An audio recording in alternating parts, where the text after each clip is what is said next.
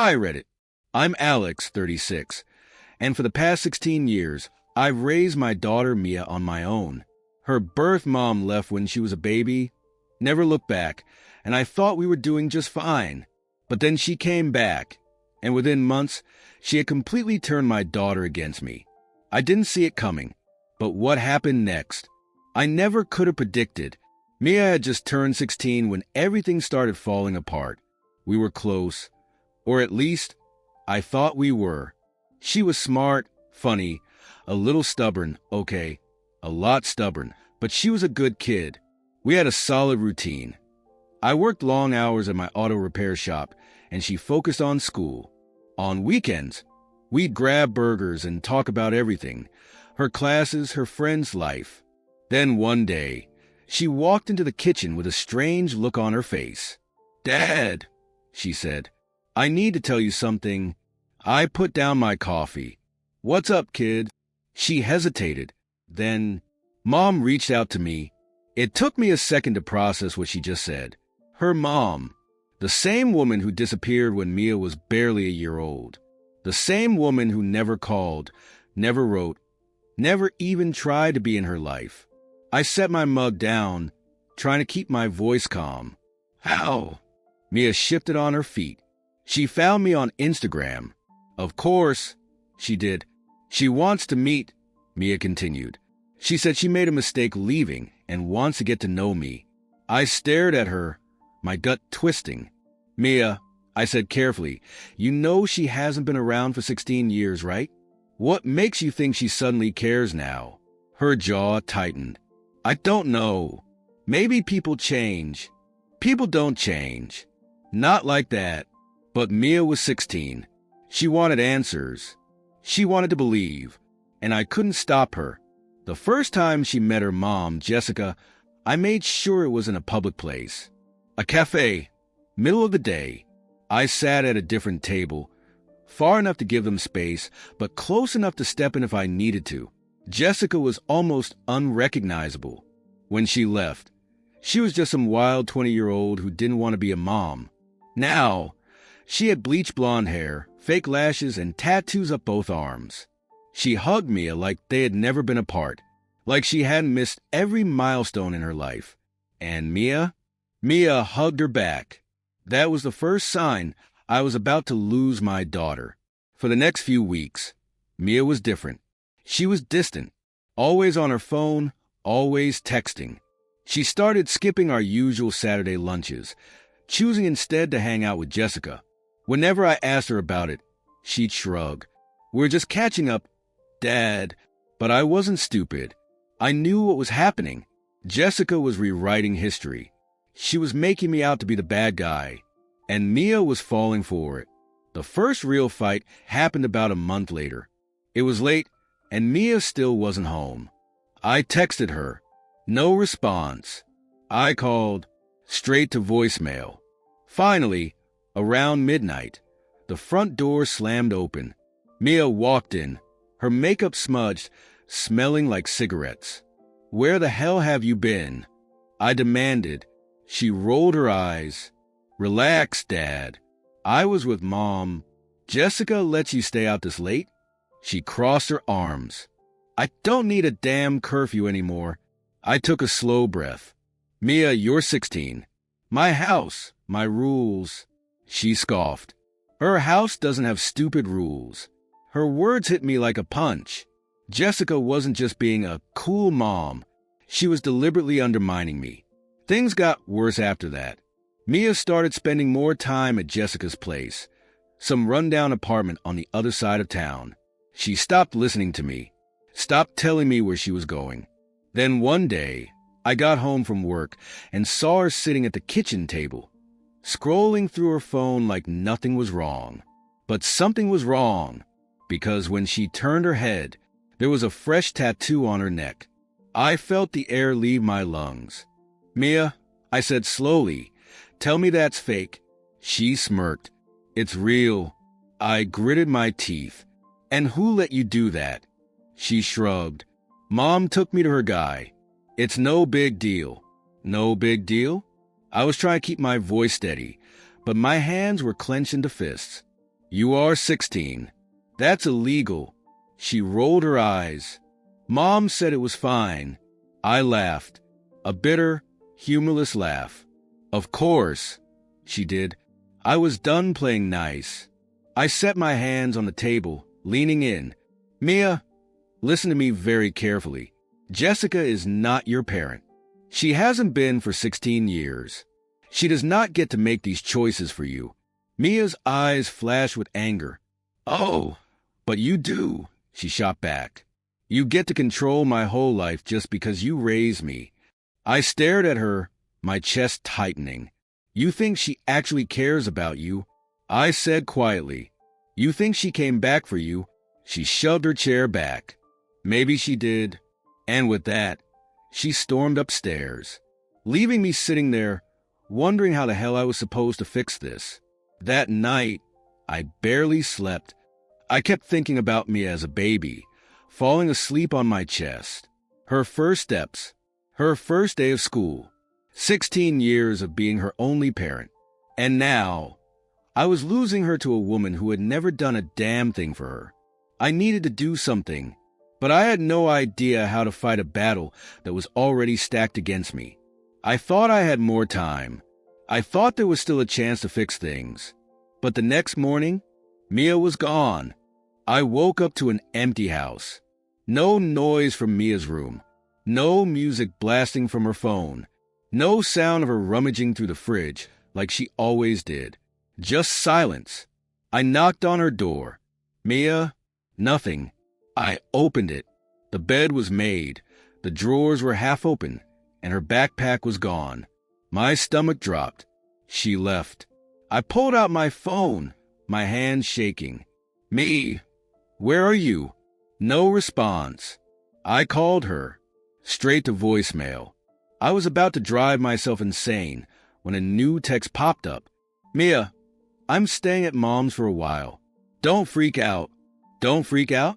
She just walked out of my house without saying a word, and I was supposed to act like it was nothing? I threw on a jacket, grabbed my keys, and drove straight to Jessica's apartment. It was exactly what I expected, some beat-up complex in a bad part of town. I banged on the door. Jessica opened it, looking way too pleased with herself. Well, she smirked. That was fast. Where's Mia? I demanded. She leaned against the doorframe, crossing her arms. Relax. She's fine. I clenched my jaw. You had no right to take her. Jessica raised an eyebrow.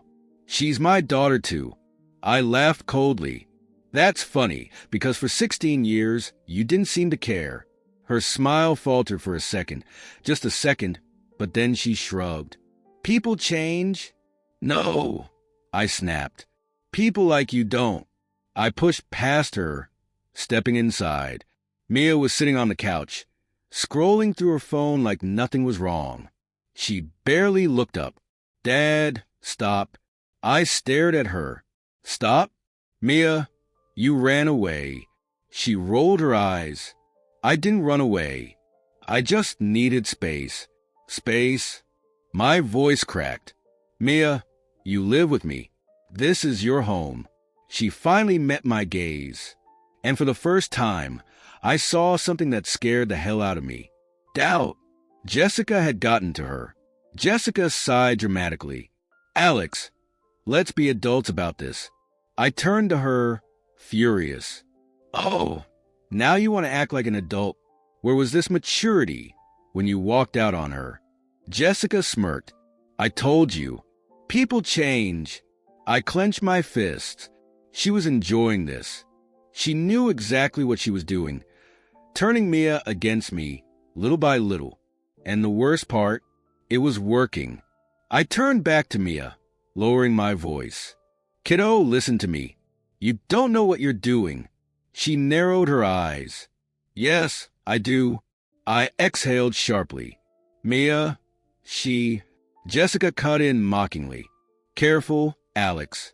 Don't start saying things you can't take back. I turned to her, rage boiling under my skin. Unlike you, I said coldly, I don't lie to my kid. Jessica just smirked. But Mia? Mia hesitated. That was my opening. I turned back to her, keeping my voice steady. Mia, you've never known her. She's been gone your whole life. And now she suddenly cares. She shifted uncomfortably. I pressed on. I know you want to believe she's different, that she's here to make up for lost time. But, Mia, people like her don't change. Jessica let out a fake gasp. Wow, you really hate me, huh? I ignored her. Mia, just come home. We can talk this through. For a second, just a second, I thought she might actually listen. But then Jessica laughed. Oh, please. You're just mad because she finally has a choice. Mia's jaw tightened, and I lost her again. She stood up, crossing her arms. I'm staying, Dad. I felt like the air had been sucked out of my lungs. Mia, she shook her head. I need to figure this out for myself. Her voice was so sure, like she actually believed Jessica was some long-lost savior instead of the woman who abandoned her. I swallowed hard, my heart breaking. Fine. Mia blinked, like she wasn't expecting that. Jessica raised an eyebrow. That's it. I nodded. Yeah, that's it. I turned to Mia. But when things go wrong, asterisk, asterisk, and they will, asterisk, asterisk, don't expect me to clean up the mess. Then I walked out, and for the first time in my life, I left my daughter behind. I drove home in a daze, walked inside, stared at the empty house. It felt wrong. I had spent 16 years making sure Mia had a stable life, and now she was with someone who had never done a damn thing for her. I needed to fight back, but I couldn't force her home. She had to see it for herself, and she would, because Jessica was not the person Mia thought she was. And sooner or later, she'd prove it. For the next few weeks, Mia barely spoke to me. She was living at Jessica's, ignoring my calls, answering my texts with one-word responses. And as much as it killed me, I didn't push. I knew forcing her to come back wouldn't work. She had to see the truth for herself. And soon, she would, because Jessica, she was bound to screw up. At first, everything seemed perfect from the outside. Mia posted pictures of them together, shopping, going to brunch, posing like they were some mother-daughter duo of the year. Jessica bought her new clothes, let her stay out as late as she wanted. No rules, no responsibilities. Mia thought she had freedom, but what she really had was a ticking time bomb. It started small, missed calls, broken promises. Jessica said she'd take me out for dinner, then never showed up. Said she'd pick her up from school, then forgot. And every time, she had some bullshit excuse. Sorry, babe. Got caught up at work. Oh my God. I totally spaced. Next time, I promise. Come on, Mia. Don't be so dramatic.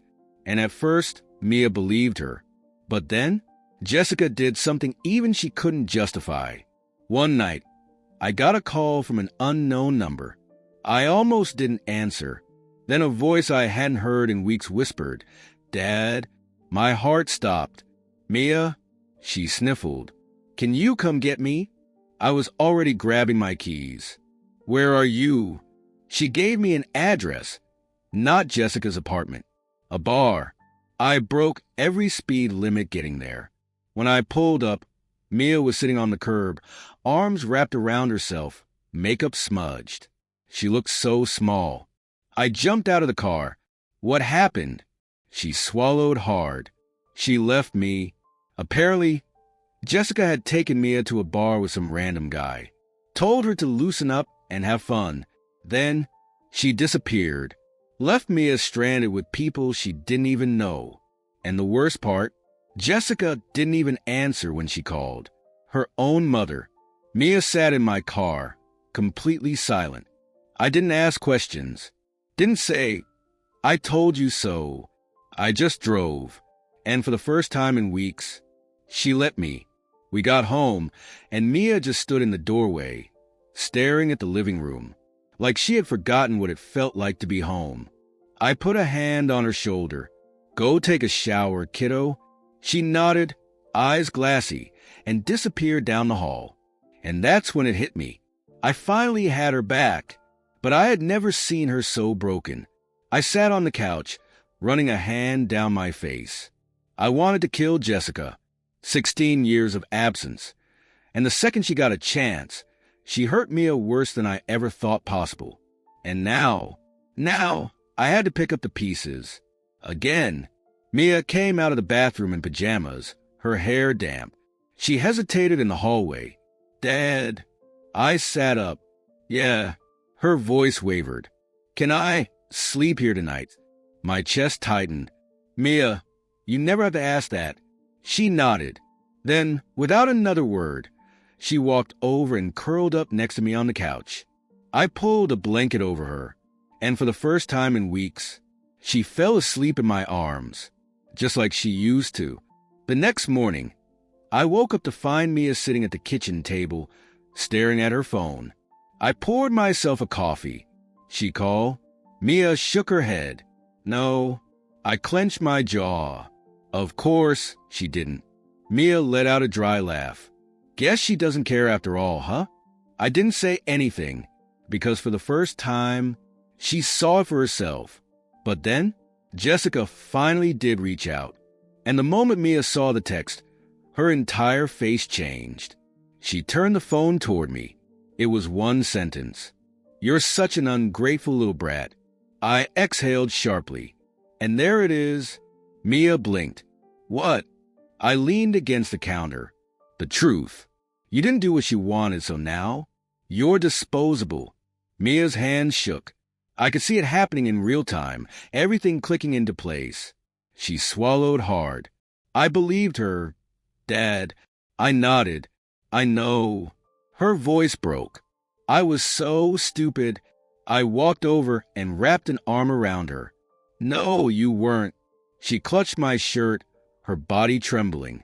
I just wanted a mom, she whispered. And that was the hardest thing to hear. That afternoon, Mia blocked Jessica's number. Didn't even hesitate. She wasn't just coming home. She was done with her for good. And I finally won. Not by fighting, not by forcing, but by letting Mia see the truth on her own. And once she did, Jessica lost all her power. Mia was home.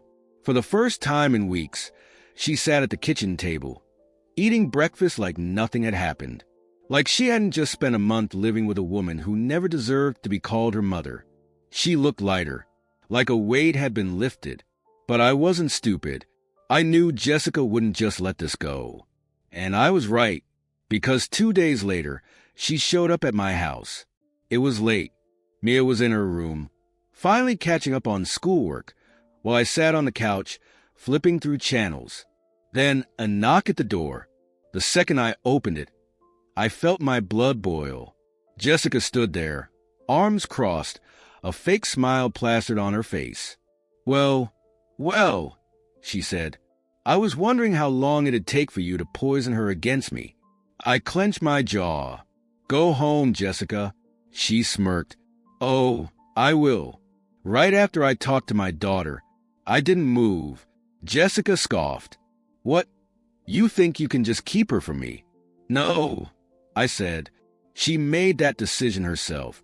Her expression faltered, just for a second. Then she laughed. Oh, come on, Alex. She's a teenager. She doesn't know what she wants. I leaned against the doorframe, crossing my arms. She knows she doesn't want you.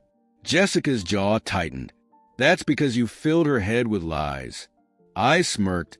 Funny, I was thinking the same thing about you. Her eyes flashed with anger. Then, Mia's voice behind me. Dad. I turned. Mia stood in the hallway, arms folded, face unreadable. Jessica's entire demeanor changed. Her voice softened. Her eyes went all wide and innocent. Mia, sweetheart, don't. Jessica froze. Mia stepped forward. You don't get to act like you care now. Jessica let out a breathy laugh. Oh, honey, of course I care. No, Mia cut in. You don't. Jessica blinked. Mia, you left me at a bar. Her voice was deadly calm. Jessica tried to smile. That's not. You ignored me when I called you. Jessica's face paled. And then, Mia continued, you called me an ungrateful brat. Jessica stiffened. Mia took another step forward. So tell me, Mom. The word dripped with sarcasm. At what point in all of that was I supposed to believe you actually gave a damn about me? Jessica had nothing. For the first time, she was speechless. I almost felt bad for her. Almost. But then she did the thing she always did, played the victim. She sighed dramatically, shaking her head. Wow, I really thought we could fix this. Mia let out a hollow laugh. There was never anything to fix. You broke it 16 years ago. Jessica's face hardened. She turned to me. So, what? You're just gonna let her throw away her mother? I didn't even flinch. You threw yourself away. Jessica clenched her jaw. Then, in one last desperate attempt, she turned back to Mia. I was gonna give you money, you know, she said bitterly. Help you with college. Mia tilted her head. That's funny. Jessica smirked. Yeah. Mia's expression turned ice cold. Because last I checked, you don't have a damn penny to your name. Jessica's mouth opened, then closed. And just like that, she lost. Mia didn't say another word. She just turned around and walked away. Jessica glared at me. You did this. I smiled. No, you did. Then I shut the door in her face. And just like that, Jessica was finally out of our lives. For good. I found Mia in the living room, staring at the floor. I sat next to her. She didn't say anything for a while. Then, softly, why wasn't I enough for her? My heart cracked. I swallowed hard. Mia? No, really, she whispered. Why wasn't I enough?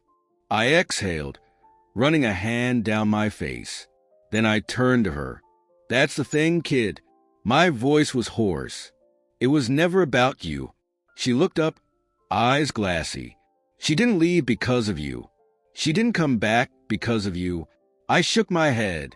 Jessica has never made a single decision in her life that wasn't about herself. Mia sniffled. But she was my mom. I felt my chest tighten. I reached out and squeezed her hand. No, sweetheart. My voice cracked. Mia hugged me.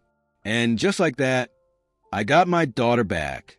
For real this time. Jessica never showed up again.